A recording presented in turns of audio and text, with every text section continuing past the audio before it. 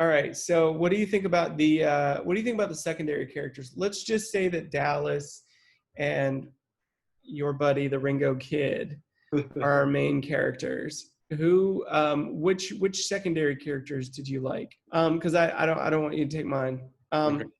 I think that Andy Devine, who plays Buck, Okay, that's the it. stage, he's good. He's good.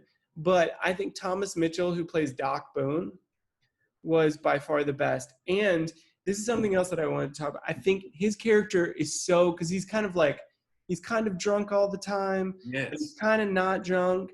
And then he like gives birth to the baby, which I always thought it was funny that she never shows that she's, What but I thought of that as well, and I was also thinking about that's when I thought about he's like a roller coaster of drunk, but he's still able to like he's still function. likable and he's still able to like perform what he needs to do, Yeah.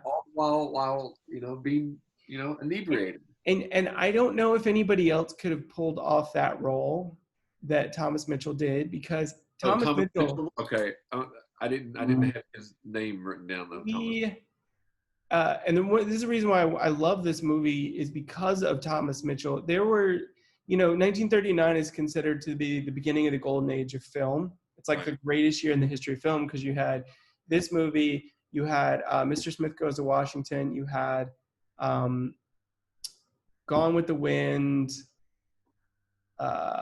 Wizard of Oz. And there was another big film that came out that year. Thomas Mitchell, okay, Victor Fleming directed two of those movies, Gone with the Wind and Wizard of Oz, even though he's not giving much credit for it. But Thomas Mitchell plays this guy in Stagecoach. He plays Doc Boone in Stagecoach. He plays Clopin in Hunchback of Notre Dame that year. He played Dismore in Mr. Smith Goes to Washington, and he plays Gerald O'Hara, Scarlett's dad, in Gone with the Wind. And then he wins. He could have gotten a Best Supporting nod for at least 2 to 3 of those movies, but he ended up winning the Best Supporting job or Best Supporting role for this film for him playing Doc Boone. You want to talk about a year for a B-list? I'll put him as B-list, because nobody really knows who Thomas Mitchell is unless you know Western. But you want to talk about a year for a B-list, like a secondary person? This was one of the best in the history of film.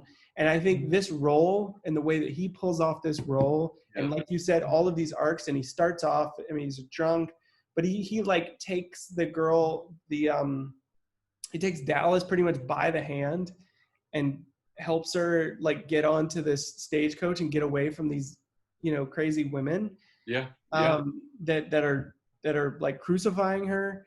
Like, it's just a beautiful role that he does, and he's serious. And even at the end, when he tells Luke Plummer, "Not give me the shotgun," like, it's so good, so good. So Thomas Mitchell, Doc Boone is my pick. I rewatched that scene again today. I watched it twice because today I was actually preparing spaghetti while I was watching part of it. Yum. All right. So I'd watched the first part. I'd watched the first part that I hadn't seen. So I was like, well, I've seen the rest this part. So I was fixing. So the shotgun scene, and like even the camera movement in that scene, it's on his face, and then you don't know what he's going to do. Is he going to cause a scene? Is he going to hand the shotgun over, and then he puts it on the bar? Yeah. The bar.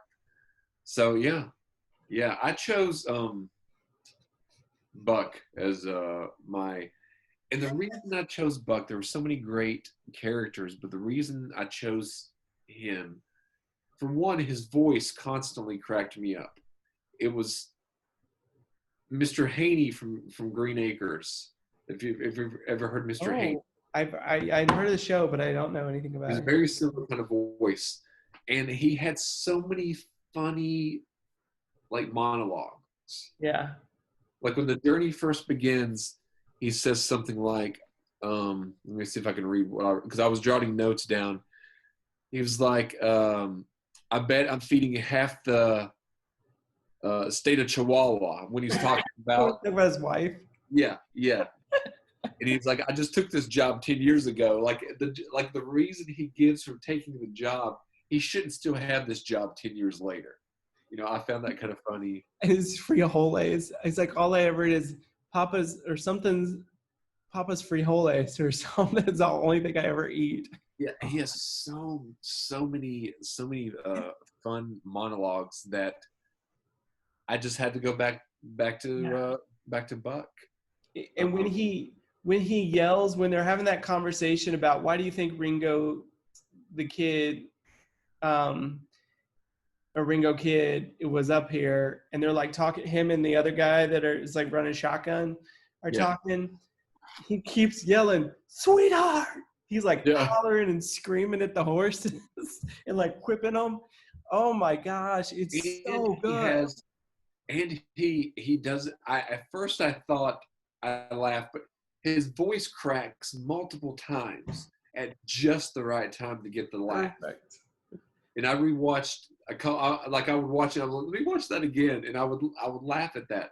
So that's who I chose as my favorite because he made me smile. He made me smile every time he was on screen. And for it to be 80 years ago and the humor still lands. Yeah. So good. Yeah.